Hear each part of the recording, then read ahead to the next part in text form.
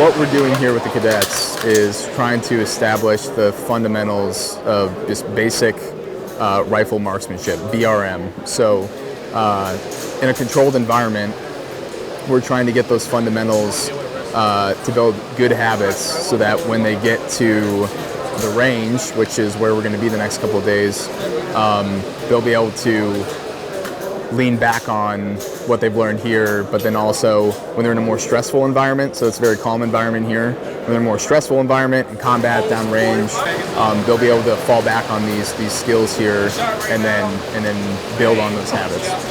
Today we are handling the M4.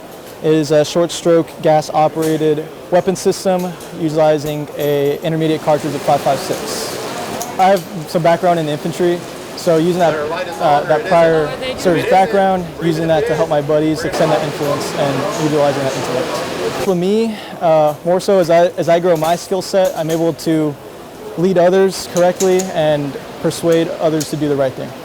I was a little confident going into it. My program does practice PMI quite a bit, but it was a good refresher, and I did learn some new things from all the cadre.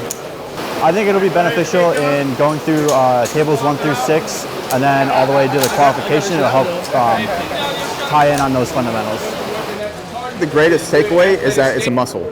So if you don't use it, you're not going to get any better at it. So one day on the range does not an expert make.